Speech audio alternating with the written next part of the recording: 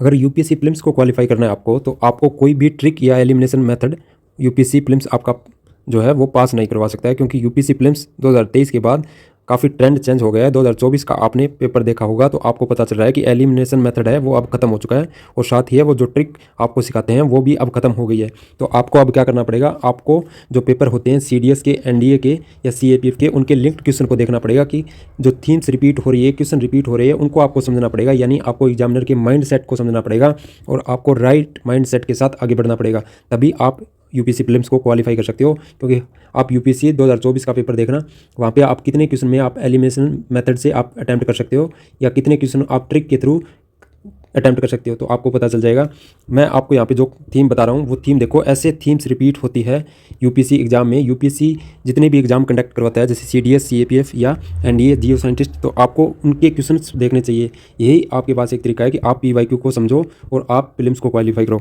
अब ये सीडीएस 2025 का पेपर हुआ है, उसके अंदर जो थीम्स थी यूनेस्को, उसको लेकर मैंने आपको ये क्वेश्चन दिखाए हैं कि कैसे यहाँ पे जो यूनेस्को है बार बार रिपीट हो रही है एक थीम यूपीएससी प्रीलिम्स एग्जाम के अंदर। मैं आपको दिखाने वाला हूँ, आप वीडियो को एंड तक देखना, आपको समझ आ जाएगा कि हाँ थीम्स रिपीट होती है, थीम से ही क्वेश्चन बनते हैं काफ़ी सारे जो भी बनते हैं, और जो रिपीट होती है तो आप अगर उन पे अपनी कॉन्सेप्ट क्लियरिटी बना लेते हो तो वो क्वेश्चन अगर आपके गलत नहीं हो रहे हैं तो आपका एग्जाम है वो क्वालिफाई हो जाएगा। आप ये सीडीएस 2025 के एग्जाम में पूछा गया क्वेश्चन जो हाल ही में अभी हुआ है, मोहिद्दम अहोम राजवंश की टीला समाधि व्यवस्था को यूनेस्को की विश्व धरोहर सूची में शामिल किया गया। अभी काफ़ी न्यूज़ में था यूनेस्को, क्योंकि अभी कुछ साइटों को शामिल किया गया था। तो सीडीएस 2025 के अंदर ये क्वेश्चन पूछा गया है।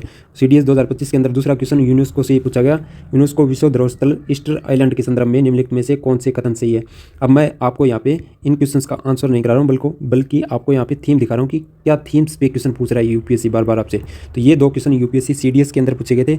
नेक्स्ट और देखना आपको पता चल जाएगा, वीडियो को एंड तक देखोगे तो ही समझ आएगा आपको। ये देखो, यूपीएससी सीएपीएफ 2024 के अंदर पूछा गया, निम्नलिखित में से किस नगर को वर्ष 2023 के अंदर यूनेस्को के क्रिएटिव सिटीज़ नेटवर्क में संगीत की नगरी के रूप में शामिल किया गया था। ये यूपीएससी सीएपीएफ का एग्जाम होता है, उसके अंदर पूछा गया यूपीएससी 2024 के अंदर, तो यूनेस्को मोस्ट इंपॉर्टेंट है। Next UPSC prelims civil service exam के अंदर पूछा गया 2024 के अंदर, यूनेस्को द्वारा जारी विश्व धरोहर सूची में शामिल की गई निम्नलिखित संपत्तियों पर विचार कीजिए।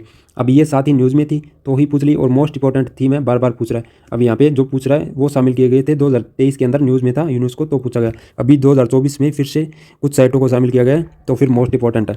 अब नेक्स्ट और भी देखिए जो क्वेश्चन पूछे गए हैं, ये देखिए यूपीएससी प्रीलिम्स 2024 में ये क्वेश्चन भी पूछा गया था, यूनेस्को की अमूर्त सांस्कृतिक विरासत की सूची में निम्नलिखित में से कौन सा नवीनतम समावेश किया गया है।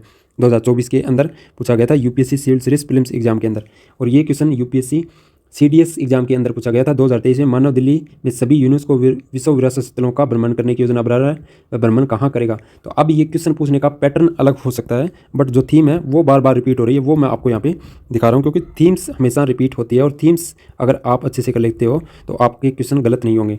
आप मेरा विश्वास करो, आपको अगर यूपीएससी प्रीलिम्स को क्वालिफाई करना है तो आप थीम्स को अपनी पकड़ बनाओ और पीवाईक्यू करो। आप जो पुराने पेपर है सीडीएस के, एनडीए के, जियो साइंटिस्ट के, उनके पेपर करो, आपको पता चलेगा कि क्या पढ़ना होता है और क्या छोड़ना होता है। आप ऐसे ही एलिमिनेट मेथड नहीं लगा सकते हो, ना पीवाईक्यू प्रैक्टिस किए बगैर, और कोई ट्रिक काम नहीं आने वाली है जब तक आपकी थीम्स या कॉन्सेप्ट क्लियरिटी नहीं होगी। आप एग्जामिनर का राइट माइंड सेट को नहीं समझ पाओगे, और खुद के जो राइट माइंड सेट को नहीं समझ पाओगे, तब तक आप यूपीएससी का एग्जाम क्वालिफाई नहीं कर पाओगे। अदरवाइज यूपीएससी प्रीलिम्स काफ़ी आसान है, आपको समझना पड़ेगा सिर्फ पीवाईक्यू को। पीवाईक्यू ध्रुवतारी की तरह होते हैं, तो इनको समझो। और ये पीडीएफ आपको टेलीग्राम चैनल पे मिल जाएगी, और जो पेपर है सीडीएस के या एनडीए के वो भी आपको मेरे टेलीग्राम चैनल पे मिल जाएगी। वहाँ पर जाके आप डाउनलोड करके उनको अच्छे से समझो, पीवाईक्यू समझो पहले, उसके बाद आप देखना आप खुद ही कहोगे कि हाँ काफ़ी आसान है यूपीएससी प्रीलिम्स।